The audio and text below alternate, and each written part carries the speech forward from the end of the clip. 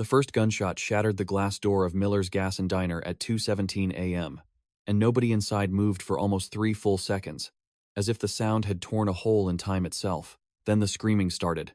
Coffee mugs toppled across the counter. A waitress named Donna ducked behind the register while hot coffee spilled across the laminate surface. The neon beer sign flickered. Outside, the empty highway glowed under a lonely street lamp that buzzed like an angry insect. Inside the diner, Tyler Boone stood frozen near the pie display, his right hand gripping a revolver he did not remember pulling from his jacket. A young man lay bleeding near the jukebox, clutching his stomach, gasping like a fish dragged onto dry land. The kid could not have been older than 19. Tyler's heart pounded so violently it felt like someone hammering from inside his chest. He stared at the blood spreading across the checkered floor tiles. The smell of burnt coffee and gunpowder mixed in the air. Somewhere behind him, someone yelled, "Jesus Christ! Somebody call 911. Tyler blinked slowly, as if waking from a nightmare that refused to end. The revolver in his hand felt heavier than it should have, like it belonged to another person. The kid on the floor coughed, and a red mist sprayed across his chin. Tyler whispered, "I didn't mean to." But the words barely left his throat. Donna peeked from behind the counter, her eyes locked on the gun. "Don't move," she said, her voice shaking. "Just don't you move." Tyler raised his empty left hand slowly. "I wasn't trying to shoot him," he said. It went off. Nobody answered. A truck driver near the back booth stood up carefully, his chair scraping the floor. He looked at Tyler with a cold, practical expression. "Son," he said quietly, "you got a gun in your hand and a kid dying on the floor. That's going to be hard to explain." The boy groaned again, weaker this time. Tyler's stomach twisted violently. He dropped the revolver. It clattered across the tile and spun in a slow circle. Outside, the distant wail of a siren began somewhere far down Route 18. Tyler closed his eyes. Everything had started less than 15 minutes earlier. 15 minutes before the gunshot. 15 minutes before the blood. 15 minutes before his life collapsed in front of strangers drinking burnt coffee in a roadside diner. At 2:02 a.m., Tyler Boone had walked into Miller's Gas and Diner because he could not sleep, and because the silence in his small rental house 2 miles outside the town of Brook Ridge, Ohio, had become unbearable. The diner smelled like grease and old vinyl booths. The place never closed. Donna had worked the graveyard shift for almost 20 years. She knew every truck driver on the highway and half the town's night workers. When Tyler walked in, she barely looked up from pouring coffee. "Evening, Ty," she said. "Or morning, I guess." Tyler nodded. "Just coffee." He slid into the stool closest to the pie case. Outside the windows, the road stretched empty and dark. Donna poured the coffee and set it down. "You look like hell," she said. Tyler shrugged. "Didn't sleep." She studied his face for a second. "You've been looking like that for 3 weeks now." Tyler wrapped his hands around the mug, letting the heat burn his fingers. 3 weeks ago, his younger brother Danny had died in a construction accident at the River Bridge project. Official report said faulty scaffolding. Tyler had not believed a word of it. Danny had been careful, smarter than Tyler, always checking equipment twice. Tyler stared into the coffee. "You ever get the feeling something's wrong, but you can't prove it?" Donna wiped the counter slowly. "Honey, that describes half the people in this town." Tyler almost smiled. The door chimed behind him. A gust of cold air rushed in. 2 young men walked inside, laughing too loudly. College age, maybe. One wore a baseball cap turned backwards. The other had a leather jacket and restless eyes that moved around the room like he was measuring things. They sat in a booth near the jukebox. Donna walked over with menus. "Kitchen's still open," she said. The kid in the leather jacket grinned. "We'll take fries. Maybe burgers." Tyler tried to ignore them, but something about the leather jacket kid felt wrong. The kid kept glancing toward Tyler, then toward the door, then toward the highway. Tyler took another sip of coffee. His mind drifted back to the bridge accident. The memory replayed constantly. Danny's foreman standing in the hospital hallway. The smell of antiseptic. The doctor's tired eyes. "Internal bleeding," the doctor had said. There was nothing we could do. But Tyler remembered something else. The look on the foreman's face when Tyler asked about the scaffolding inspection. The hesitation. The quick change of subject. Tyler rubbed his temples. The diner clock ticked toward 2:15. Suddenly, the leather jacket kid stood up and walked toward the counter. "Hey," he said to Donna, "can I get a pack of Marlboros?" Donna turned to the cigarette rack. Tyler glanced sideways at the kid. Up close, the boy looked nervous. Sweat glistened on his forehead, despite the cold night. Donna handed him the cigarettes. "That'll be $8.70. The kid hesitated. Then he looked toward the booth where his friend sat. Something passed between them. A silent signal. Tyler felt a strange tightening in his chest. The kid suddenly pulled a pistol from his jacket. Donna froze. The diner fell silent except for the buzzing neon sign. "Open the register," the kid said. His voice cracked. Donna slowly raised her hands. Tyler stared at the gun. His brain struggled to catch up with what was happening. The truck driver in the back booth muttered, "Oh hell." The leather jacket kid waved the gun toward Tyler. "You! Don't move." Tyler raised his hands instinctively. The kid's friend near the booth stood up, watching the door nervously. Donna opened the register with shaking fingers. The drawer slid out. Bills and coins glittered under the fluorescent light. The kid grabbed the money with one hand while keeping the gun pointed toward the room. Tyler's heart pounded. Something about the kid's panic made the situation feel unstable, like a firecracker burning down to the fuse. Donna whispered, "Take it and go." The kid nodded quickly, but then his friend near the booth said, "Wait." He stepped closer to Tyler. His eyes narrowed. "Hey," the friend said slowly. "I know you." Tyler blinked. "What?"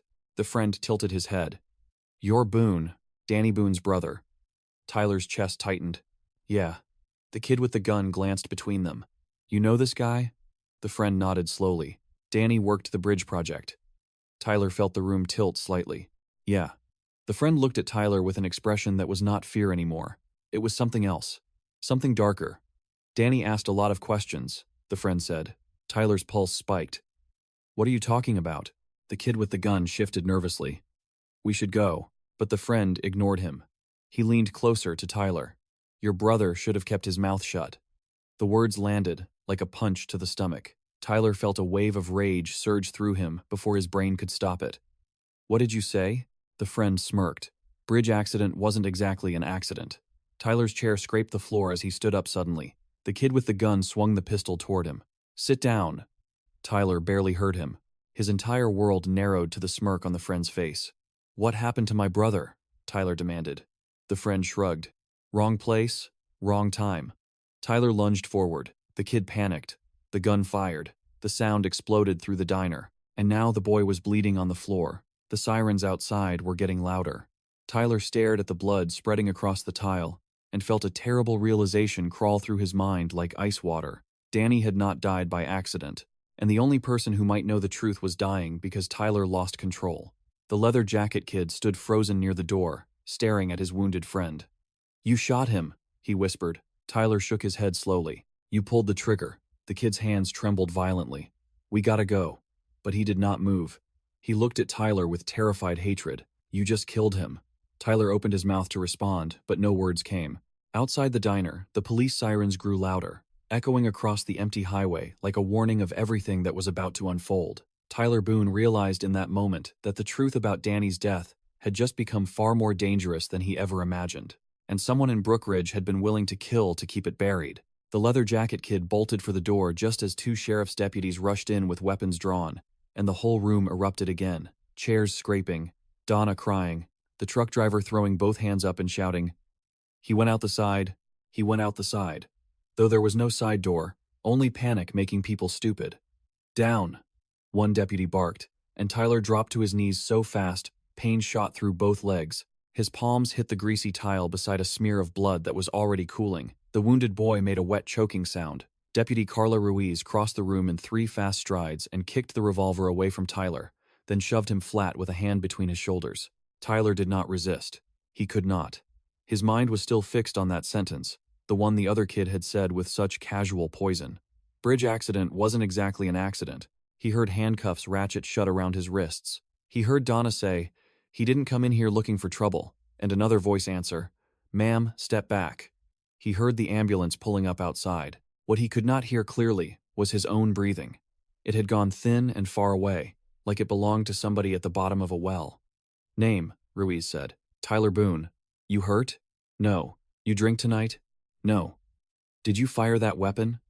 Tyler looked at the boy on the floor. The boy's face had gone gray. An EMT slid in beside him, cutting open his shirt. There was so much blood for one body. "I don't know," Tyler said, and Ruiz's grip on his shoulder tightened. "You better know real fast." Tyler turned his head just enough to see Sheriff Doyle Mercer step through the diner doorway, his heavy coat still half unbuttoned over a county-issued tan uniform that always looked too tight in the middle. Mercer took in the scene with the flat expression of a man who had spent 20 years practicing emotional distance for public display. Tyler had known him since high school football games and church raffles and county fairs. Brookridge wasn't a big enough town for strangers in authority. Mercer's eyes landed on Tyler, then on the wounded kid, then on Donna. For just a second, something flickered across his face. Not shock. Recognition. Tyler felt it like a nail driven under a fingernail. Mercer walked over slowly. "Tyler," he said. "Sheriff, you carrying without a permit again?" Tyler said nothing.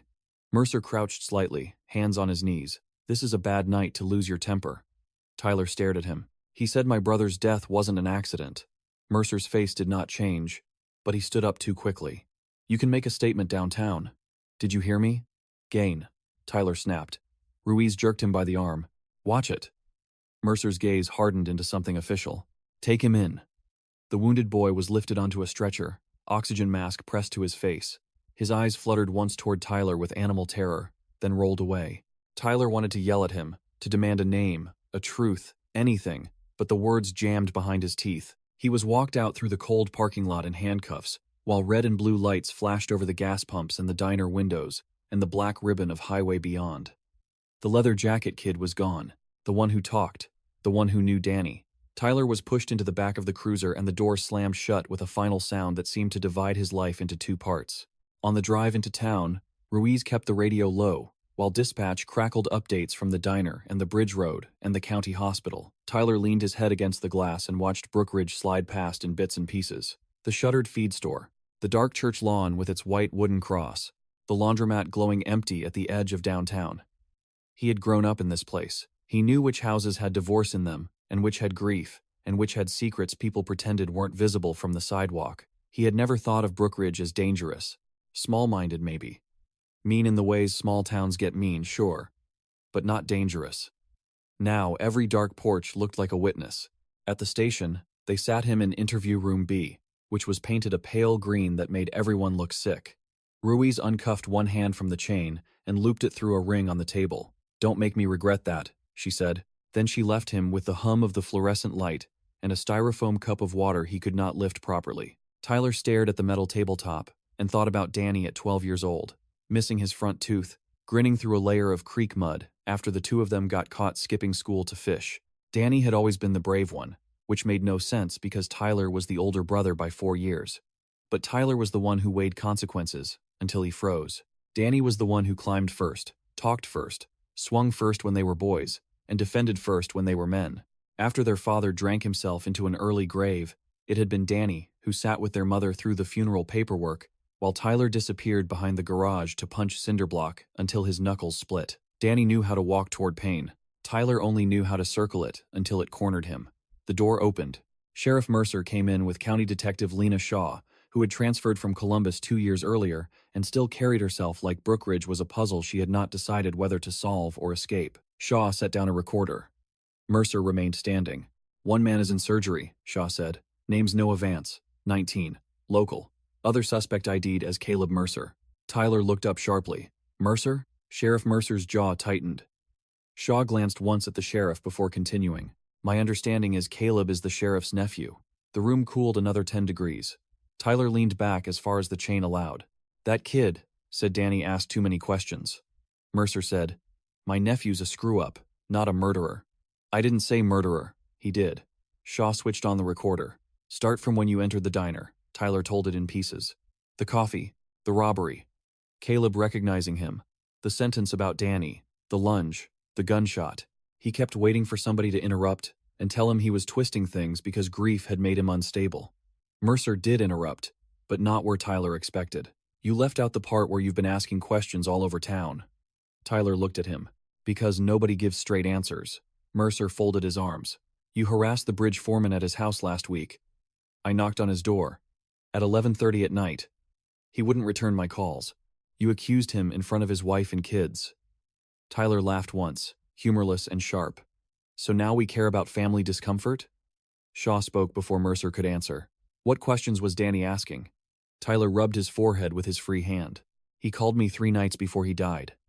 Said something on the bridge project was rotten. Said inspections were being signed off on equipment that wasn't safe. Said materials were going missing, then reappearing on paper. He told me if anything happened to him, I was supposed to look in his toolbox. Mercer looked annoyed. And did you? Tyler nodded slowly. There was nothing there. Then maybe your brother got drunk and paranoid. Tyler's chair screeched against the floor as he surged forward. Danny didn't drink on the job. Mercer leaned over the table. And you don't think straight when you're angry. That's why we're here. Shaw raised a hand without looking at either man. Enough. Her voice stayed calm, but the room obeyed it. She looked at Tyler. When did you check the toolbox? The day after the funeral. Who knew about that conversation with Danny? Tyler swallowed. My ex-wife. Maybe. I told her. My mom might have overheard part of it. Anybody else? Tyler shook his head. Shaw wrote something down. So, if there was something in the toolbox and it's gone, somebody either knew Danny hid it there, or they searched everything after he died. Tyler felt a tiny, hard spark of hope, the kind that hurts because it means there is still farther to fall. So you believe me? Shaw met his eyes. I believe people say true things in panicked moments more often than they intend to. Mercer pushed off the table. This is still a shooting. Yes, Shaw said. It is. There was a blade under the politeness now. Tyler noticed Mercer notice it too. Shaw switched off the recorder. Given the attempted robbery and the wounded suspect's statement pending, we can hold on charges until we know more. Illegal possession is still on the table. She looked at Tyler. Do not mistake that for freedom. You leave town, you're done. Mercer stared at her. That's generous. That's practical. Tyler sat very still while they fought without raising their voices. He saw suddenly how tired Shaw looked, how carefully Mercer picked each word around her, how much of Brookridge's power structure lived in those tiny pauses between sentences. Mercer left first. Shaw waited until the door shut. You have somewhere to go tonight? Tyler laughed again, because the question was so normal it almost broke him. My house. She lowered her voice. Then don't go there first. Tyler frowned. Why? Shaw slid the recorder into her coat pocket. Because if your brother really found something, and if Caleb Mercer was stupid enough to mention it in public, whoever's actually involved might start cleaning up tonight. Tyler stared at her. Why are you telling me this? She held his gaze for a second too long. Because I transferred here after testifying against a lieutenant in Columbus. And I know what men look like when a system circles itself to survive. Then she stepped back. All official distance again. Wait for processing. 40 minutes later, Tyler stepped out of the station into dawn air that smelled like wet asphalt and old leaves. He should have gone home. Instead, he drove his dented Ford pickup past the square, past the courthouse with its cracked limestone steps, and out to his mother's place on the far side of Miller Road, where the farm started. The sky was turning the pale gray blue of exhausted mornings. His mother, Jean Boone, was already awake, sitting at the kitchen table in her robe with a cigarette burning in the ashtray despite the oxygen tank she sometimes pretended she did not need. She looked at him once and said, Who's hurt? Tyler stood in the doorway. How did you know? Because your face looks like your father's did the day he rolled that Buick into a ditch. She took a drag and narrowed her eyes. And because nobody comes knocking before sunrise with good news. He sat across from her and told her enough to make her go still. Not everything. He did not tell her about the blood spreading on the diner floor. He did tell her what Caleb had said about Danny. Her hand shook slightly as she reached for the coffee mug. I knew it, she whispered. Tyler leaned forward. What do you mean? You knew it? Jean looked toward the dark window over the sink. A week before Danny died, he came over here to fix the back steps. He kept checking the road every time a truck passed. I asked him what was wrong. He said, Ma, if anybody comes asking, you don't know nothing about my work. I thought he was just talking big, like one of those cop shows. Tyler felt the muscles in his neck go tight. Why didn't you tell me? Because then he died, and you were already climbing the walls. Her eyes filled, but she blinked the tears back, stubborn as always. And because I have buried a husband and a son, I was not eager to hand over the other one to whatever got the first. Tyler sat there with his mouth half open, anger and understanding colliding so hard he could not sort them. Jean reached into the pocket of her robe and pulled out a small brass key on a faded blue keychain. He gave me this too. Tyler stared at it. What is it? Storage unit, maybe. He said, if something happened, give it to you. But only if you promise not to do anything stupid. Tyler let out a ragged breath that sounded almost like a laugh. Well, that part's already shot. She placed the key in his palm and closed his fingers over it with surprising strength. Then try not to get any stupider. The storage facility sat behind the old car wash near the edge of town, a row of orange metal doors beneath a billboard, advertising personal injury lawyers from Cincinnati. Unit 34 smelled like dust, damp cardboard, and cold metal. Tyler slid the key into the padlock, half expecting it not to fit. It turned clean. Inside were an old tackle box, 2 milk crates of hunting gear, a broken weed trimmer, and 1 red steel toolbox shoved to the back under a tarp. Tyler recognized it immediately. Danny had kept his specialty welding tools in that box since he was 22. Tyler pulled it out, set it on the concrete, and opened it with hands that would not stay steady. On top were ordinary tools. Under the tray was a folded manila envelope wrapped in a shop rag. Tyler stared at it for a long moment, hearing every warning his life had ever given him. Then he opened it. Inside were photocopies of inspection forms, payroll sheets, shipment receipts, and a spiral notebook full of Danny's cramped handwriting. Dates. Names. Numbers that appeared on one page and vanished on the next. Repeated initials. DM, CM, JV. Tyler turned pages faster. One note had been underlined 3 times. They switched grade on the load bearings, signed off anyway. Another said, Caleb, seen with Judge Vance's son, at lot after midnight. Another, Mercer tells Fenton not to log complaint. Ask why. Tyler sat back on his heels, the concrete cold through his jeans. Judge Vance. Noah Vance. The kid bleeding on the diner floor. Tyler had grown up hearing the Vance name spoken in town with a mix of respect and caution. Harold Vance had been county judge since Tyler was 15. Church deacon. Scholarship donor. Smiling face in every parade. If his son was mixed up in the bridge project, then this was bigger than payroll skimming. This was a net with important names tied to every knot. Tyler heard a car door slam outside. He killed the overhead light without thinking and moved to the gap beside the half-open unit door. A black SUV rolled slowly down the lane between storage rows. It stopped 3 units short of his. 2 men got out. One was Mickey Fenton, assistant foreman from the bridge site, thick-necked and always sweating even in winter. The other man was taller, wearing a county roads department jacket. Tyler did not know him. Fenton glanced down the row. Door should be shut, he muttered. Tyler's heart hammered. He eased backward, deeper into the unit, eyes adjusting to shadow. The tall man said, Maybe the old lady came. Fenton snorted. Gene Boone's not hauling boxes at 7 in the morning. They reached Unit 34. Fenton saw the lock hanging open and swore under his breath. He got here first. Tyler's fingers brushed the handle of a tire iron leaning against the wall. He picked it up before fully deciding to. The tall man peered into the dark. Tyler? No answer. Come on out, Fenton said. And now his voice had that false friendly quality men use right before violence. We just want to talk.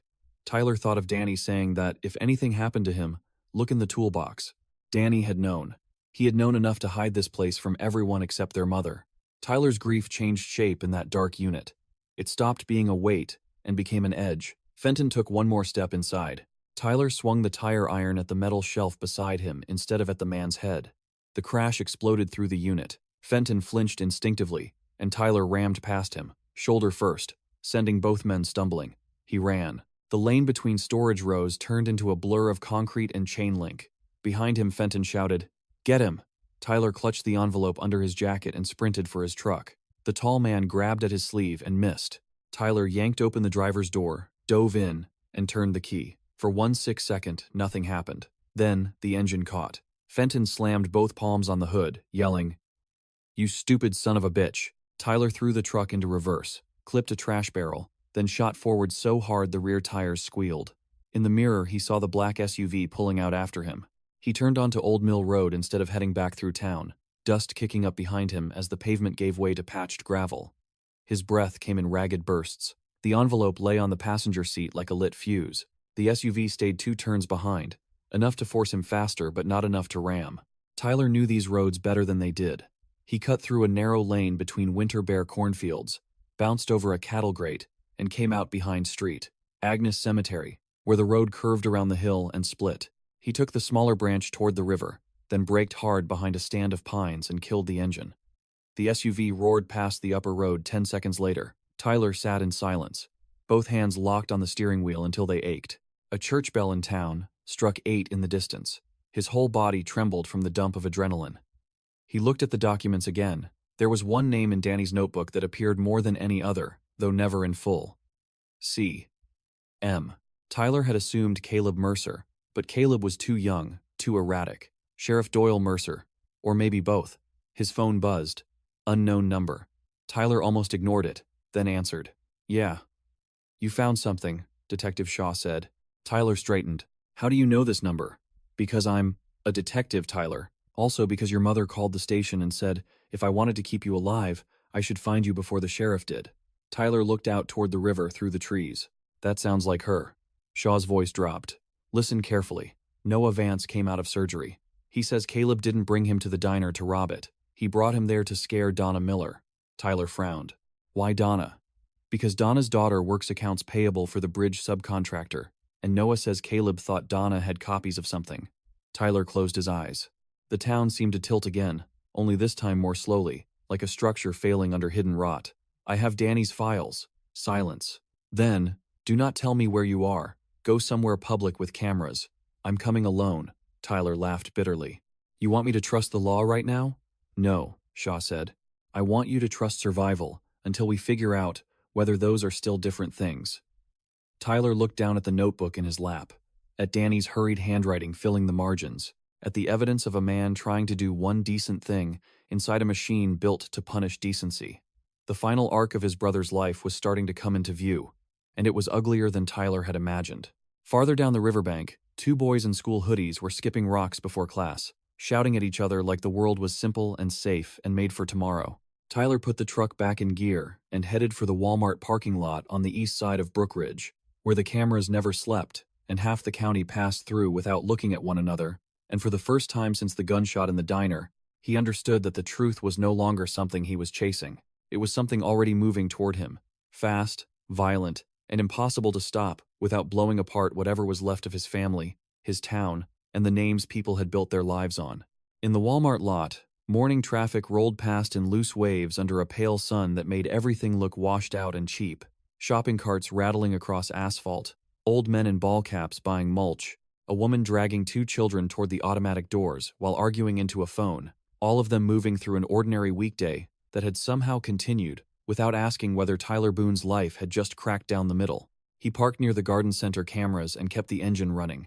Detective Shaw arrived 12 minutes later in an unmarked gray sedan, alone like she promised, though Tyler checked twice before he stepped out. She did not wave. She only scanned the lot once, then walked over with the kind of calm that seemed less like confidence and more like refusal to panic in public. Tyler handed her the envelope through the open driver's window. You read in here, he said. I keep the originals in sight. She looked at him for a beat, then nodded and leaned against the truck fender while she flipped through Danny's notebook. Her eyes sharpened line by line. Jesus, she murmured. Tyler watched shoppers pass behind her reflected in the glass doors. That bad? Worse than bad, she said. Bad is one foreman taking kickbacks. This is inspection fraud, payroll laundering, county records tampering, and maybe obstruction tied to the sheriff's office. She turned a page. And if JV is Judge Vance, then Noah wasn't just hanging around a job site. He was in the middle of it. Tyler crossed his arms against the cold. Danny wrote that Caleb thought Donna had copies. That tracks. Shaw tapped the notebook. Look here, your brother wrote Miller girl nervous. Told D not safe to keep at home. D is probably Donna. Miller girl is probably her daughter, Kelsey. Tyler frowned. Kelsey Miller's 32 and has 2 kids. Danny still called her Miller girl because he knew her in high school. Shaw almost smiled, but it vanished quickly. Then Danny may have passed something to Donna indirectly. You think she knows? I think she knows enough to be scared, and not enough to know what to do. Tyler looked past Shaw toward the highway. What happens now? She closed the notebook. Officially, I should log this as evidence and bring you in for a second statement. And unofficially? Shaw glanced toward the county line road, then back at him. Unofficially, if I walk this into the station right now, Mercer will know within 10 minutes, and anything tied to those documents that hasn't already been burned will disappear by lunch. Tyler, let that sit. He hated how easy it was to believe. So what? We go rogue? Don't say it like a movie. Feels like one. No, Shaw said. Movies have music telling you who to trust. A pickup with ladders in the bed rolled by them, country radio leaking faintly from an open window. Tyler thought of his mother alone at the kitchen table. Donna at the diner with deputies in and out. Noah Vance in a hospital bed maybe deciding who to betray first. Caleb Mercer hiding somewhere and probably shaking harder now than he had during the robbery. Everybody connected by fear, greed, or blood. What did Noah say exactly? Tyler asked. Shaw lowered her voice. He said Caleb was supposed to get a box from Donna Miller. Noah claims he only came because Caleb owed him money and promised to settle up after. Then the robbery idea happened on the drive, because Caleb thought if Donna got scared enough she'd tell them where the box was. Tyler stared. That's stupid. Desperate people get stupid fast. And Noah? Noah says he never touched the gun. Tyler thought of the kid folding to the floor, shocked by his own blood. Not innocent. Not hard either. Just stupid enough to stand near somebody else's panic and call it a plan. Shaw handed the envelope back. There's one place these copies might still matter before Mercer can contain it. State police? Tyler asked. Eventually. But if I go around the county without enough to force action, Mercer gets tipped by the same people I'm trying to avoid. Tyler gave a tired laugh. That's a hell of a system. It usually works just well enough to protect itself. She looked toward the Walmart entrance. I need one more piece. Something directly tying Doyle Mercer or Judge Vance to the bridge records. These notes imply. They don't convict. Tyler thought of Danny's habit of leaving breadcrumbs because he never trusted one hiding place. Donna, he said. Or Kelsey. Shaw nodded. We talked to them before anyone else does. They drove separately to Donna Miller's house on Sycamore Street, a narrow white ranch with plastic flowers on the porch and 2 bicycles tipped in the grass. Tyler parked half a block away. Shaw knocked first. Donna opened the door in sweatpants and a diner t-shirt, her face wrecked by no sleep and too much crying. She saw Tyler behind Shaw and went rigid. You should not be here, she said. Shaw held up her badge low. Neither should county gossip. Can we come in? Donna looked past them toward the street, then stepped aside. Inside, cartoons played softly in the living room, though no kids were watching. Kelsey Miller stood in the kitchen holding a dish towel in both fists like she meant to wring its neck. She had the same sharp jaw as her mother and the exhausted eyes of a single parent trying to keep the world from touching her children. I told you they'd come, Kelsey said. Donna snapped. Stop. Shaw stayed standing. We know Danny Boone gave someone records tied to the bridge project. Kelsey's face changed first, then Donna's. It was enough. Tyler felt his chest tighten with vindication and grief all at once. He trusted you, Tyler said. Donna looked at him with fresh tears. He trusted me because he knew I'd burn before I'd sell him. Kelsey cut in. Mom, enough. No, Donna said, sudden steel in her voice. Enough is what got us here. She turned to Tyler. Danny came in 2 weeks before he died. Sat in my corner booth after close. Said he found payroll names that didn't belong to workers and concrete orders that didn't match deliveries. Said if he brought it to the sheriff, it'd vanish. Said if he went to the judge, it'd come back around and break his neck. Tyler swallowed. Why you? Donna laughed bitterly. Because people talk in diners. Men get comfortable over eggs. They forget waitresses got ears. Kelsey stared at the floor. Donna went on. He asked if Kelsey could print copies at the office without logging them. She did. I kept one set in a box under the old jukebox parts in my garage. Then last week, my garage got turned over. Shaw's head lifted. You didn't report it. Donna looked offended. To who? Nobody answered. Kelsey set the towel down. I moved the flash drive after that. Shaw turned to her. What flash drive? Kelsey hesitated. Tyler saw the moment fear competed with guilt and lost by a nose. Danny scanned some of it, she said. Not all. He said paper can burn, digital can vanish. So he wanted both. Where is it? Shaw asked. Kelsey looked at Tyler, then at her mother. At church. Donna shut her eyes briefly, as if even now that sounded too reckless to say aloud. Street Luke's Fellowship Hall, Kelsey said. Inside one of the food pantry donation bins, taped under the shelf. Tyler let out a breath. Of all places, a church pantry. Danny would have liked that. Hidden in plain sight, somewhere people in Brookridge still pretended goodness lived. Shaw straightened. We go now. Donna grabbed her keys. I'm coming. No, Shaw said. You stay with your kids. My grandkids are at school. Then stay anyway. Donna stepped closer. Detective, some men tried to rob my diner because of what my daughter helped copy. I am done staying, Kelsey said softly. Mom. Tyler watched the 2 women, the mother hardening, the daughter unraveling. Family always carried the bill when men in power made their messes. Let her come, Tyler said. Shaw looked annoyed, but she nodded once. They drove in 2 cars. Street. Luke sat on a low hill above downtown, red brick and white trim, with a sign out front promising Wednesday potluck and Sunday salvation. The parking lot held only the pastor's Buick and a landscaping trailer. Inside, the fellowship hall smelled of floor cleaner and canned green beans. Tyler found the pantry shelves while Donna stood watch at the side door, and Shaw checked the windows. Kelsey had been precise. Under the second shelf, behind stacked macaroni boxes, a flash drive was taped in place with gray duct tape. Tyler peeled it off and held it up. Something about how small it was made the danger attached to it feel obscene. A whole county's rot living inside 2 inches of plastic. Don't plug it into anything here, Shaw said. We take it somewhere clean. The side door banged open. All 4 of them turned. Pastor Reed stood there, holding a cardboard box of donated cereal, blinking at the scene. Morning, he said cautiously. Everything all right? Donna answered too fast. Fine. Reed looked from her to Tyler to Shaw's badge. That doesn't look like fine. Before anyone could smooth it over, a pickup truck tore into the church lot outside, engine revving hard, then another behind it. Shaw swore under her breath. Too late. She moved toward the window and glanced out. 3 men. One's Fenton. Donna's face drained. Tyler tucked the flash drive into his boot without thinking. Back exit? Reed pointed toward the kitchen. Through the pantry, out to the alley. Shaw drew her weapon. Go. They moved fast through the church kitchen, past steel counters and industrial sinks, while outside truck doors slammed and men shouted. Reed stayed frozen, still holding the cereal. Tyler almost told him to duck, but then Donna was pushing him through the pantry and into the alley behind the church. The alley opened toward Main Street on one side and a narrow lane behind the courthouse annex on the other. Shaw said, Main's too exposed. This way. They ran toward the annex, shoes slapping wet pavement. Tyler heard footsteps behind them already. Fenton's voice boomed, Tyler!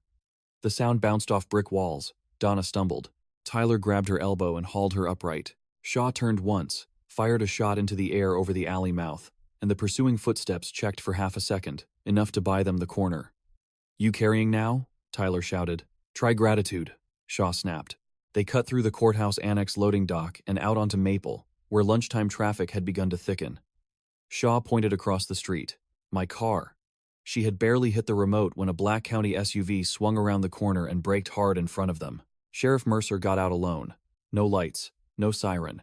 Just Doyle Mercer in his tan uniform, with one hand resting near his holster, and disappointment arranged across his face like a campaign poster. Lena, he said, I had hoped you were smarter than this. Shaw kept the pistol down but visible. Funny. I was thinking the same. Mercer looked at Tyler. You drag civilians through enough danger yet? Donna barked a laugh that startled even herself. Oh, now he cares about civilians. Mercer ignored her. Tyler, give me what you took. We can still clean this up. Tyler felt the flash drive pressing against his ankle inside the boot. Clean what up? Mercer sighed like a father forced into honesty by a stubborn child. A bridge contract got messy. Men cut corners. Money moved where it shouldn't. Vance helped cover permits because he thought delays would bury the town. Nobody wanted anybody dead. Tyler took one step forward. Danny died. Mercer's face tightened. Danny wouldn't let things go. The sentence landed harder than a shouted confession. Donna made a sound in her throat, part disgust and part grief. Shaw said quietly, There it is. Mercer's gaze snapped to her. You think state police are going to build a case on angry speculation and a dead welder's notes? I think they'll build one on your nephew, Judge Vance's son, falsified county records, and whatever's on the drive Tyler took out of a church pantry while your men chased us. Mercer's jaw worked once, then his eyes shifted toward Donna. You should have stayed in your lane. Donna stepped closer instead of backing up. I poured you coffee for 18 years, Doyle. I know every lie you tell before noon. For a strange second, shame crossed his face. Real shame. Tyler almost hated him more for that than for the rest, because it meant Mercer still knew the difference between wrong and necessary, and had chosen anyway. Fenton's truck swung around the corner behind the sheriff's SUV. Mercer glanced back, annoyed more than alarmed. The power in the scene changed all at once. Shaw saw it too. Your dogs don't know when to stop, she said. Mercer muttered, Damn it. Fenton jumped out with the tall roads department man and one other Tyler did not know. They were moving too fast, not reading the room, all momentum and fear. He got the drive, Fenton shouted. Take it. Mercer raised a hand. Stand down. But Fenton had already committed to the worst decision of his life. He reached for the pistol at his waistband. The street exploded. Shaw fired once. Mercer fired twice. Tyler grabbed Donna and shoved her behind the annex mailbox. Fenton spun and crashed onto the pavement, his gun skidding under the sheriff's SUV. The tall man bolted back toward the truck. Mercer's second shot shattered the pickup windshield inches from him, and he froze with both hands up. Across the street, people screamed and ducked behind parked cars. A courthouse clerk fell to her knees, sobbing into her phone. The world shrank to gun smoke and ringing ears, and Doyle Mercer standing in the middle of Maple Street, staring down at Mickey Fenton's body like a man watching his own future leak out across the asphalt. Shaw moved first, kicking Fenton's weapon away. "Everybody down," she shouted. "Now." Mercer did not move. Tyler rose slowly from behind the mailbox, Donna clinging to his sleeve. "You shot your own man." Mercer looked at him. There was no authority left in his face now. Only fatigue and something close to despair. "He stopped listening months ago." "Because you taught him he didn't have to," Shaw said. Sirens wailed in the distance, closer than before. More than one unit this time, not county alone. City police, ambulance, maybe state, if somebody had finally made the right call. Mercer looked toward the sound, then back at Tyler. "Your brother came to me first, you know." Tyler went still. "What?" Mercer swallowed. "He came to my office with copies and questions. Said he thought materials were being skimmed and sign-offs forged. I told him to give me a day." Tyler could barely hear over the blood pounding in his ears. And I took it to Harold Vance because half the records crossed his court approvals. He said he'd handle it quietly. Mercer laughed once, broken and ugly. Quietly. That's the word men like us use when we mean without consequence to ourselves. Tyler stepped closer until Shaw put an arm out to stop him. "Did you kill Danny?" Mercer's mouth opened, then closed. For the first time all morning, he seemed to choose honesty without calculation. "No," he said. "But after he died, I knew it wasn't scaffolding." Tyler's knees nearly gave. "You knew." "I knew enough," Mercer said. "Caleb heard things. Noah bragged when he drank." Fenton got nervous. By then it was already a knot. Pull one thread, the whole county came apart. Tyler looked at this man he had known all his life, this lawman who sponsored Little League teams and shook every hand at the county fair, and felt something colder than rage settle in. Rage was too hot, too alive. What came instead was disgust, so complete, it almost felt clean. "So you let my mother bury her son?" Mercer's voice roughened. "Yes." The sirens reached the block. Units screeched in from both ends of Maple. Officers spilled out with rifles and orders. Hands went up. Guns dropped. The remaining roads department man was tackled to the ground. Shaw identified herself loudly, then named Mercer before anyone else could decide the scene for her. The sheriff did not resist when a younger deputy from City Patrol took his weapon. He only kept looking at Tyler, as if waiting for something. Maybe forgiveness, maybe a punch, maybe permission to stop pretending he was anything but what he had become. Tyler gave him none of it. By late afternoon, the state police had a command post in the county administration building. Judge Harold Vance had been removed from his bench pending charges after they found him trying to leave through a courthouse rear stairwell, and Noah Vance, faced with both surgery pain and the collapse of his father's protection, began talking in pieces that matched too neatly with Danny's notes to be coincidence. Caleb Mercer was picked up at a motel 30 miles south, drunk and crying, with cash in a duffel bag, and no clue how to survive outside the shadow of men who had failed him from birth. The bridge project shut down. Reporters arrived. Brookridge turned into one long murmur of denial, gossip, grief, and sudden moral clarity from people who had shrugged at warning signs for years. Tyler gave his formal statement at the state police mobile unit, parked behind the courthouse. Shaw sat in on it, saying little. When he finally stepped outside, the sky had gone that bruised purple-gray that comes before a hard spring rain. Donna stood smoking under an awning beside two TV vans, her apron still on under her coat like she had forgotten to remove it. "Town's gonna eat this for years," she said. Tyler nodded. "Yeah. You all right?"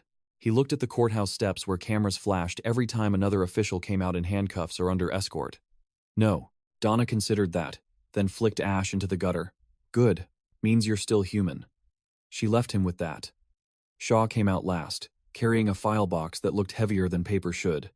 "State wants the originals tonight," she said. Tyler gestured toward the box. "There goes Danny's work." "No," she said. "There it goes into record." She hesitated. "That's not the same as justice." "But it's not nothing." Tyler watched the first fat drops of rain hit the courthouse railings. "Will it stick?"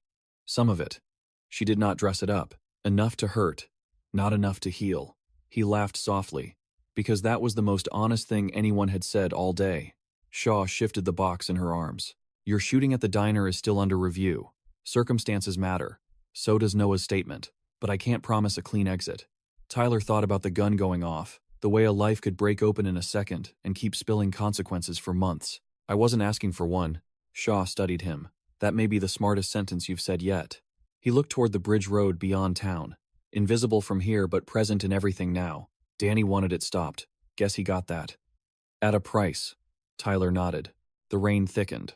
Across the lot, Jean Boone's old sedan pulled up crooked against the curb. She got out without bothering with an umbrella.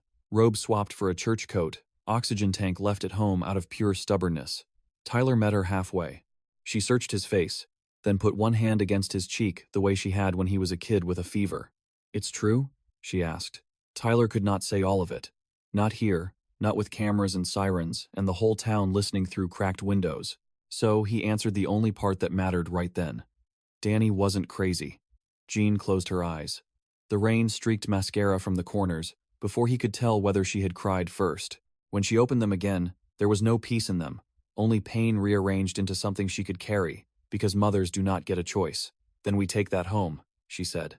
Tyler turned once more toward the courthouse where men with badges and titles were being processed under bright portable lights, where truth had finally forced its way into the open and still looked small compared to the damage left behind, and he understood that the story was no longer about solving Danny's death. It was about learning how to live in the same town after everybody knew what loyalty had cost, what silence had buried, and how thin the line really was between the people who protect a place and the people who hollow it out from the inside. That night, the rain settled over Brookridge like a punishment that planned to stay. Steady on rooftops, steady on squad car hoods, steady on the river that ran under the unfinished bridge, where Danny Boone had bled out in the dark, while men with clean hands rewrote paperwork in warm offices. Tyler drove his mother home first. Neither of them spoke much on the way. The radio stayed off. Wipers dragged back and forth in a rhythm that felt too calm for what the day had torn loose. When they pulled into Jean's gravel driveway, the porch light glowed weak and yellow through the rain. She did not open the truck door right away. She sat with one hand on the seatbelt latch and stared at the dark shape of her house. "Your brother used to park crooked every time he came over," she said finally. "I used to holler about it through the kitchen window." Tyler looked at the porch too. "I know. I kept thinking if I remembered enough ordinary things, I could keep from remembering the hospital." Her voice stayed level, which made it worse. "Turns out they come together anyway." Tyler turned in his seat. Jean had always been small, but grief seemed to have whittled her down to the strongest parts only. He wanted to tell her he was sorry. For what, exactly, he did not know. For Danny, for the lies, for being alive, for the gunshot at the diner, for every year he had let his brother be the braver one. Instead, he said, Mercer admitted he knew. Jean closed her eyes once, then opened them and nodded as if confirming a suspicion she would rather have been wrong about. Men like that always know. That's why they stand so straight in church. She got out before he could answer. At the porch steps, she turned back. "You sleeping here?" Tyler thought of his rental house with its dark rooms and police tape maybe still waiting in his imagination even if not in reality. He thought of reporters, deputies, state investigators, and the steady leak of town gossip. "Not tonight." "Then go somewhere with witnesses," Jean said. "And don't confuse revenge with the part that's left to do." He almost asked what part that was, but she was already inside, screen door banging shut behind her. Tyler sat in the truck another minute, rain tapping the roof, before he drove back into town and checked into the Highway Star Motel off Route 18 under his real name because hiding had become pointless and, somehow, childish. The clerk recognized him from the diner before she recognized him from the news. Her face shifted through worry, curiosity, and sympathy too quickly to settle on any one expression. "Second floor," she said, sliding the keycard across. "Ice machine's broke." "Thanks, Mr. Boone," she added. "Lower now. My husband worked county roads. He always said your brother was decent." Tyler nodded once and walked away before gratitude could do something embarrassing to his throat. The motel room smelled like bleach over mildew. The bedspread had cigarette burns older than the county corruption scandal, currently crawling across every television in Ohio. Tyler sat on the edge of the bed and turned on the local news. The anchor spoke with solemn excitement, the way local stations do when tragedy finally makes them feel important. A shot of the courthouse. A shot of the bridge. File footage of Judge Harold Vance in a parade waving at children. A blurry image of Sheriff Mercer being escorted from Maple Street. "No formal charges announced yet," the anchor said, but state investigators confirm a widening inquiry into fraud, obstruction, and possible homicide related to the Route 18 River Bridge project. Possible homicide. Tyler stared at the words in the crawl. All day people had spoken around Danny's death. Accident. Incident. Tragic event. Even Mercer had hidden inside passive verbs. Now the thing sat on television with its proper name half-formed, not justice, but at least gravity. His phone buzzed on the nightstand. He expected Shaw. Instead, the screen showed his ex-wife, Megan. He let it ring twice before answering. Hey. There was a pause long enough for him to picture her in the kitchen of the duplex in Dayton, one hand on the counter, trying to decide whether concern would sound like an invitation. I saw the news, she said. Of course you did. Don't get mean just because I called. He rubbed his eyes. Sorry. Megan exhaled. Tyler, are you all right? The question sounded absurd, but gentler than when anyone else had asked it. He and Megan had ended 2 years earlier, not because of one betrayal or one screaming match, but because grief from smaller things had piled up in corners neither of them cleaned out. His father's death, money, his temper, her exhaustion, the absence of kids after doctors and hope and silence. Still, she knew the geography of his worst moods better than anyone alive. No, he said, but I'm upright. That's something. Maybe. Another pause. Then, Danny used to call when you were in a hole, she said. Tyler smiled despite himself. Yeah. So I figured somebody ought to. The motel air conditioner rattled, even though it was off. Tyler looked at the rain streaking down the window. He came to me, before he died, told me if something happened, check the toolbox. I waited until after the funeral. By then, it was gone. If I'd moved faster. Megan cut in softly. You don't get to do that. Do what? Make yourself God just because you're guilty. You didn't kill Danny. You didn't build that bridge. You didn't teach those men to lie. Tyler gripped the phone harder. I did get a kid shot. Megan was quiet long enough that he thought maybe he had pushed her too far into the mess. Then she said, You'll carry what's yours. That doesn't make everything yours. He leaned forward, elbows on knees, head bowed. You always talk like a guidance counselor when I'm spiraling, and you always hate it because it works. He let out a tired sound that might have been a laugh. They stayed on the phone another 10 minutes. Not romantic, not repaired. Just two people who had once promised forever choosing, for one wet night in Ohio, not to let the other drift entirely alone. After they hung up, Tyler slept in bursts and bad angles. In one dream, Danny stood on the half-finished bridge wearing his welding hood flipped up, looking younger than when he died and older than Tyler remembered. If that made any sense. You're late, Danny said. I know, Tyler answered. You always are. When Tyler woke just before dawn, he had the strange, clear feeling that dreams sometimes fake and rarely earn. Not peace, nothing close, but direction. By 7:30, the motel parking lot held 2 news vans and 1 county pickup from a contractor Tyler recognized. He waited until the reporters were distracted, chasing an assistant prosecutor into the breakfast room, then slipped out the side stairs and drove straight to street. Agnes Cemetery. The rain had finally quit, leaving the grass bright and slick. Danny's grave was still raw dirt, the temporary marker already tilted by weather. Tyler stood there with his hands in his jacket pockets, reading his brother's name like it might shift if stared at long enough. Daniel Boone, 1989 to 2026. Beloved son, brother, friend. The words felt too small. Danny had been other things too. Witness, problem, warning. Mom knows, Tyler said aloud, because silence seemed disrespectful after everything else. The town knows. Sort of. A truck passed on the road beyond the cemetery fence. He watched it until the sound faded. Mercer said you came to him first. I keep thinking maybe you thought you were doing it the right way. Maybe you believed somebody official would finally act like the badge meant something. Tyler crouched and touched the wet earth. I didn't. The confession surprised him with how true it felt. Danny had always believed the world could be pushed, pressured, embarrassed into decency if enough facts were set in front of the right people. Tyler had believed the opposite for years and called it realism. Now his cynicism looked less like wisdom and more like surrender. You were right that it had to come out, he said. You were wrong about who'd do it. He stayed until the cold soaked through his boots. Then he stood, wiped mud from his palm onto his jeans, and headed back toward town because state investigators wanted another statement. And real life, insultingly, kept scheduling itself around grief. The courthouse had become a machine by mid-morning. Troopers in gray uniforms, state auditors carrying bankers' boxes, reporters lined up behind temporary barricades, citizens clustering across the street pretending they had business downtown. Tyler was waved through a side entrance by a trooper who checked his name off a handwritten list and looked at him with cautious recognition. Inside, the old courthouse smelled like wet wool, copier toner, and panic. Detective Shaw met him in a second-floor office borrowed from county records. She looked as if she had not slept at all. You've got better timing today, she said. Tyler took the chair opposite her desk.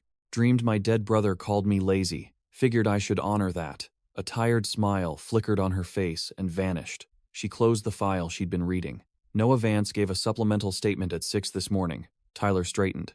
And, he says Danny confronted him and Caleb at the county lot 3 nights before the accident.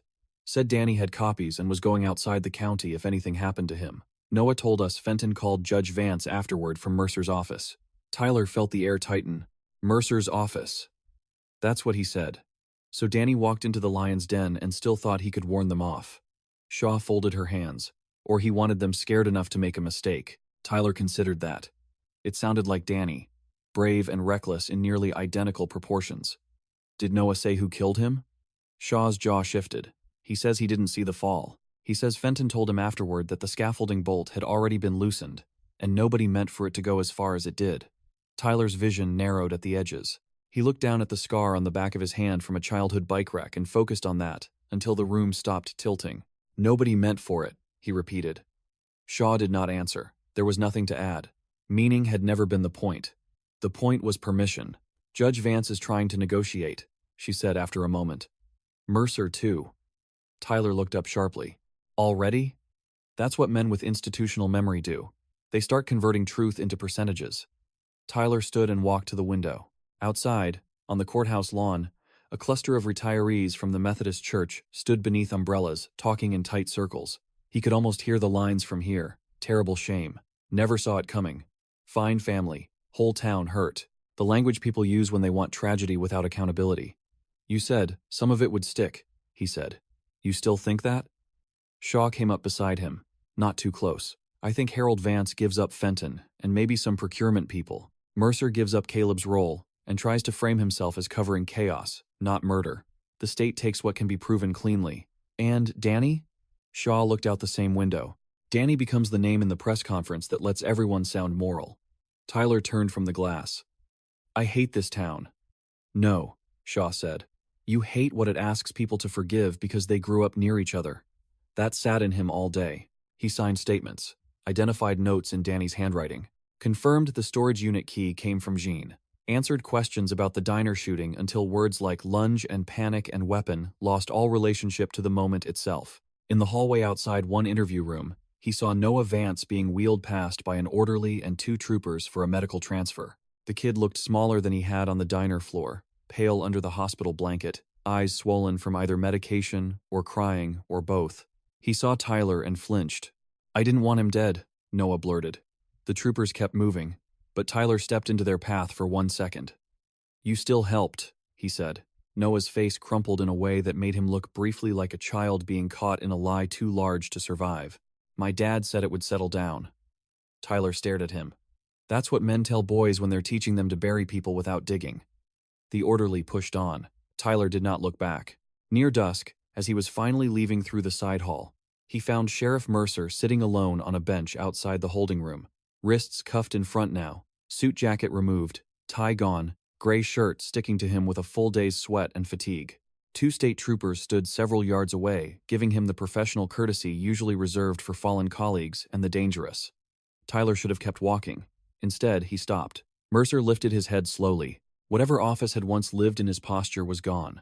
He looked like what he had always probably been beneath it, a county boy who got close enough to power that he started mistaking access for character. You come to spit on me? Mercer asked. Tyler leaned against the opposite wall. Thought about it. Mercer nodded, as if that were fair. Wouldn't blame you. You don't get points for self-awareness. Didn't ask for any. They sat in silence a few seconds with the humming courthouse around them. Then Mercer said, Your brother reminded me of who I used to think I was. Tyler, let that hang there. Then said, That's almost the saddest thing anybody's said this week. Mercer gave a humorless smile. Harold had the county in his pocket for 20 years. Roads, permits, campaign money, church boards, all of it. I told myself if I stayed close, I could keep the worst of it controlled. How noble. It wasn't noble. Mercer looked down at his cuffed hands. It was cowardly and useful. And then, after enough years, it was just normal. Tyler studied him. Did you order Danny killed? Mercer's voice came out raw. No. Tyler believed him, which did not help. Mercer continued. Fenton panicked. Caleb ran his mouth. Noah wanted to feel bigger than his father's last name. Harold covered. I covered the cover. By the time Danny hit the riverbank, everybody was protecting the last lie instead of the first one. Tyler crossed his arms. You ever think about telling my mother? Mercer's eyes reddened, but no tears came. Every day since the funeral. And every day I chose myself. That was it. The whole architecture of corruption reduced to one sentence plain enough for a child to understand. Tyler pushed off the wall. Then sit with that. He walked away before Mercer could ask for absolution he had not earned, and Tyler did not possess. 3 days later, Brookridge gathered for Danny's memorial at Street Luke's, because the original service had been too soon, too stunned, too built around a lie. This one felt worse and truer. The fellowship hall where the flash drive had hidden now smelled of coffee, funeral ham, wet coats, and flower arrangements donated by people who hadn't known what else to do. Folding chairs filled every inch. Construction workers in clean jeans stood beside church ladies in pearls. Teenagers from the welding program at the community college came in a cluster near the back. Donna brought 3 pies and told anyone who tried to thank her to sit down and eat. Kelsey kept wiping tables that were already clean. Megan drove in from Dayton and took a seat halfway back without announcement. Not family exactly, not family either. Tyler noticed and gave the smallest nod. She gave one back. At the front of the room, Jean Boone sat upright in a navy dress she had not worn since Tyler's wedding, oxygen tucked discreetly beside the chair because dignity had finally lost one argument. A framed photo of Danny rested on an easel. In it, he was laughing at something off camera, head thrown slightly back. Not solemn enough for memorial taste, which was exactly why Jean had chosen it. Pastor Reed spoke first, briefly, wisely, avoiding too much about mysterious ways or divine plans, because even he could read a room full of people who had spent the week staring straight at human choices. Then he asked if anyone wanted to speak. Nobody moved at first. Then Donna rose and said, "Danny tipped better than any contractor who ever lied to me, and he never let a woman carry a box when he was in the room, which I told him was sexist, and he told me was Baptist." Laughter broke through tears, the good kind, the kind that lets grief breathe instead of drown. A young welder from the bridge crew spoke next and said Danny had stayed late to help him pass a certification test. Kelsey spoke in a shaking voice about Danny bringing his own lunch, but always stealing fries off other people's plates like that wasn't the same thing as begging. Even Noah Vance's name hovered there unspoken, the absence of what could not belong. Finally, Jean looked at Tyler. He had known it was coming. He just had not known when. He stood and walked to the front, feeling every pair of eyes in the hall land on him with some version of expectation. He hated public speaking. Danny had always handled wedding toasts and family barbecues and any room that needed voice more than silence. Tyler looked at the photo and nearly lost the first sentence. "My brother was better at being brave than I ever was," he said.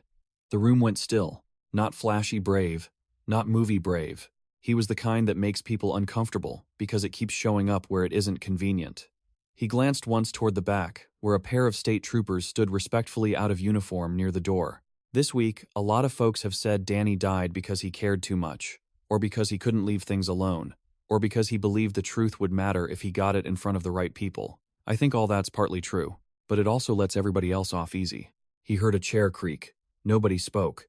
Danny did not die because he was foolish. He died because other people were afraid of what would happen if a decent man refused to play along. He felt his voice roughen and stopped trying to sand it down. And if we turn him into some kind of saint now, that's just another way of avoiding the fact that a whole lot of ordinary people saw pieces of this town bending wrong for years and called it politics, or business, or how things are. Danny called it what it was. That's what got him killed. A woman near the front began crying openly. Tyler pressed on because stopping would make it impossible to start again. "I loved my brother. I was jealous of him sometimes. I was mad at him plenty. He made me feel slow when he was moving fast and scared when he was moving straight at something. But I know this much. He didn't just deserve our grief. He deserved our courage while he was still alive." The room held that quietly. Tyler looked at Jean. She had tears on both cheeks now, and did not wipe them. "So, if anybody here wants to honor him, don't do it by pretending this week shocked you into decency. Do it by getting less comfortable the next time somebody asks you to keep a dirty thing quiet because the town can't handle the truth." He stepped away before emotion could turn him theatrical. At the back, Megan looked down, eyes bright. Donna was nodding hard enough to start another argument if anyone challenged a word. Pastor Reed closed with a prayer short enough to feel like mercy. Afterward, the hall loosened into food and stories and careful human noise. Tyler stood near the coffee urn accepting handshakes he did not want, and condolences that mostly meant well. Some were genuine. Some were guilt disguised as community. He took them all because there was no clean line between those categories in a town like Brookridge. Later, when most people had drifted toward casseroles and folded chairs, Shaw appeared in the doorway out of place in civilian clothes, jeans, and a dark coat, hair finally down instead of pinned back for authority. She waited until Tyler stepped outside with his paper cup. Evening light lay soft over the church lot. Spring birds were making too much noise in the hedges. "Didn't think you'd come," he said. "I'm bad at church," she answered. "And public grief. You seem great at private catastrophe. Occupational hazard." She handed him a plain manila envelope. "What's this?" "State charging summary as of an hour ago. Vance is done. Fenton's dead, so there's no trial there. Mercer's taking a plea on obstruction, evidence, suppression, and conspiracy. Enough cooperation to avoid murder charges, not enough to walk." Tyler looked at the envelope but did not open it yet. "And Danny?" Shaw's expression softened in the smallest way. "The state is reclassifying the death. Homicide investigation open, officially." Tyler shut his eyes once. The relief was thin and bitter and real. "Thank you. Don't thank me for a machine doing the minimum. Then thank you for pushing it downhill." She accepted that with a small shrug. "Your diner shooting is being referred for no bill recommendation. Self-defense and felony circumstances. Noah backed your account." Tyler let out a long breath he had not known he was holding. Shaw noticed but did not smile. "That doesn't mean it goes away," she said. "Nothing does." "I figured." A few children from the memorial ran across the far end of the lot, chasing each other between parked cars until a parent shouted at them to stop. Tyler watched them. "You leaving town after this?" he asked. Shaw looked toward the road. "Probably. Brookridge has enough honest people now that I'm about to become unpopular in a different direction." "You make it sound seasonal. Corruption is seasonal. Accountability is usually just weather." That almost earned a laugh. Instead, Tyler said, "You ever get tired?" "Constantly." She slipped her hands into her coat pockets. "You?"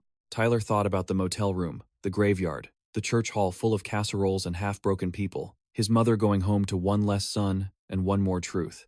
"Yeah," he said, "but I think I'm done being asleep." Shaw studied him a moment, perhaps deciding whether that meant trouble or healing, or both. Then she nodded and headed back toward her car. "Take care of your mother," she said over her shoulder. "And yourself, if you get around to it." Tyler stood in the cooling light until her taillights disappeared at the end of the lane. When he went back inside, the hall was nearly empty. Jean sat alone near Danny's photo, fingers tracing the rim of an untouched coffee cup. Tyler pulled a chair beside her. For a while, they said nothing. The silence between them had changed. It was no longer built from what had been hidden. It was built from what had been survived, which was harder and maybe kinder. John looked at the photograph. "He'd have hated all this attention," she said. "Only if the food was bad," Tyler answered. She smiled without showing teeth. Then the smile broke and turned into grief again, as all things did now. "I keep wanting one of you boys to walk through a door at the same time, like before." Tyler stared at the folding tables, the stacked hymnals, the exit sign glowing red above the pantry where Danny's last insurance policy had waited in canned goods shadow. "I know." Jean reached over and took his hand, surprising him. "I cannot bury him twice," she said. "So whatever this town turns into next, you do not hand yourself over to it just because pain makes you careless." Tyler looked at their joined hands, her skin thin and cool, his scarred and larger and still somehow feeling like the child's. "I won't," he said, and for once he meant it without bargaining with the part of himself that loved a cliff edge. Outside, the church lot emptied. Somewhere downtown, lawyers were already turning facts into strategy, and reporters were cutting together packages about reform and betrayal and the collapse of trusted institutions. The bridge over the river would remain unfinished for months, maybe longer, its steel ribs exposed against the sky like a wound the county would have to see every day on the drive out of town. Donna would reopen the diner because people still needed coffee after disaster. Kelsey would have to raise her children in a place that now knew exactly what she had risked. Noah Vance would spend years deciding whether guilt could make a man better or only weaker. Doyle Mercer would wake in a state facility and count backward through every compromise that had led him there. None of that was resolution. None of it repaired Danny's grave or erased the diner floor or gave Jean back the future she had once pictured for her sons. But as Tyler sat in that fellowship hall with evening settling around the stained glass windows and the last of the memorial flowers starting to bend, he understood that the clean ending he had once wanted had never existed. There was only this. The truth dragged into daylight too late to save the right people. The living left to carry it without pretending it made them noble. The town still standing, damaged and ordinary, asking every person in it what they would excuse next, and what they finally would not. Tyler squeezed his mother's hand once, rose to help fold the remaining chairs, and stepped into the rest of his life with the full weight of his brother's absence beside him, not lighter, not healed, but named at last, and impossible for anyone in Brookridge to bury again.